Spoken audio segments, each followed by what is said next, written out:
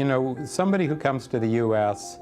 is not going to be an expert on the immigration laws of the United States.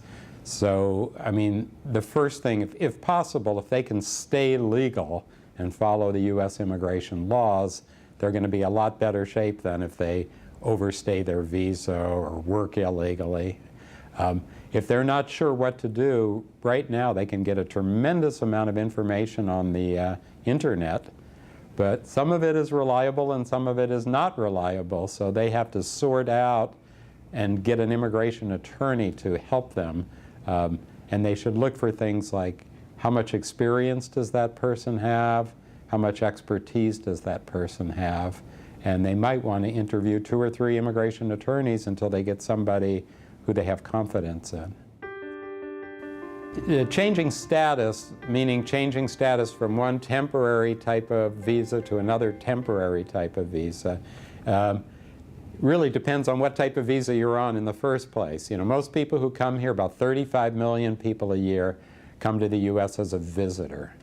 And some of the, I mean, 99% of those people return, but some of the people want to stay in the United States. So if they want to become a student, let's say they want to go to an English school and improve their skills, they go to the school can apply for them to get student status instead of visitor status.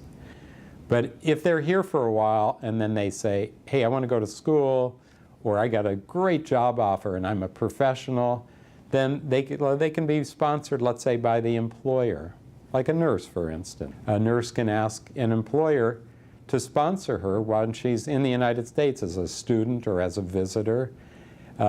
Unfortunately, though, because of the quotas, there's a 5-year wait for nurses, so you can't just stay here as a visitor for 5 years while you're waiting for your papers. You have to go back to your country. But for other people, maybe, let's say, a computer programmer, they may be able to get a working visa in 15 days. So they're here as a student, they graduate from UCLA or from Boston University, and then they get an employer to sponsor them for a working visa. It would be very unusual for somebody just walking down the street to get picked up in an immigration arrest. It's not as unusual anymore for somebody working illegally. They have raids now if they find employers that are hiring a lot of illegals. There's always a possibility, but most people who get into deportation proceedings either get caught at the border or they commit some kind of crime and they get them right from the jail, or what people don't think about as much, the third way, is they submit an application for which they're not qualified for. So the application for an immigration benefit gets denied, and then they put in the paperwork to put them under deportation proceedings. So you never apply for something unless you're sure it's going to be granted. Now, there's only a couple of addresses in the United States where all immigration forms are submitted. So it really doesn't matter if you're in, New York, but your attorney is in California, or if you're in California and your attorney is in New York. You just try to get the best attorney you can.